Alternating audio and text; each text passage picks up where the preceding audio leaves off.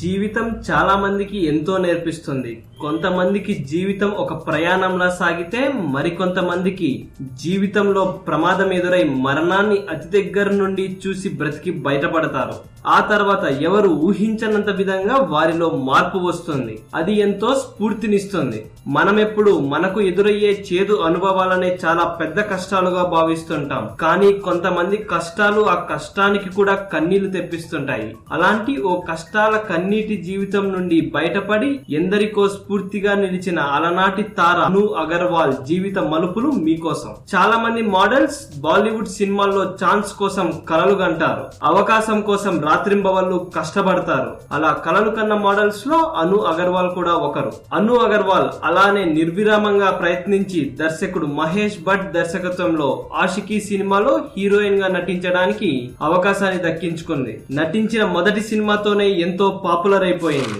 1993లో మణిరత్నం దొంగ దొంగ సినిమాలో ఛాన్స్ సంపాదించింది. దక్షిణాదిలో కూడా తనకంటూ ఒక ప్రత్యేక గుర్తింపు తెచ్చుకుంది. 1996 వరకు సినిమాలు చేసి ఆ తరువాత ఉత్తరాఖండ్ లోని ఒక యోగాశ్రమంలో చేరిపోయింది. 1999లో ముంబైలో అనుకోకుండా ఒక ఘోరమైన రోడ్డు ప్రమాదంలో ఎంతో తీవ్రంగా గాయపడింది. మరణం తన జీవితాన్ని అంతం చేసింది అనుకునింది. కానీ త్రుటిలో తప్పించుకుని బ్రతికిపోయింది. 29 రోజుల పాటు కోమాలో ఉంది. కోమా నుండి బయటపడ్డ తర్వాత చూస్తే తన చేతికి వేళ్లు లేవు, గోర్లు లేవు. అసలు చెయ్యే పూర్తిగా దెబ్బతిన్నింది. తన శరీరంలోని మిగతా అవయవాలు కూడా దాదాపు చాలా తీవ్రంగా గాయపడ్డాయి, దెబ్బతిన్నాయి.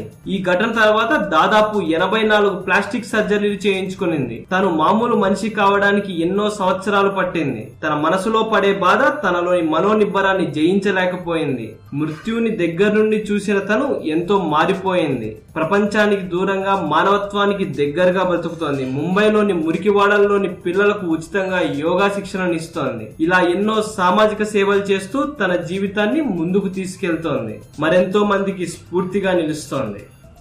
ఈ వీడియో కనుక మీకు నచ్చినట్లయితే లైక్ చేయండి, కుదిరితే షేర్ చేయండి. ఛానల్ ని సబ్స్క్రైబ్ చేయడం మాత్రం మర్చిపోకండి. మరిన్ని ఇంట్రెస్టింగ్ అప్డేట్స్ తో మీ ముందుకు వస్తాము.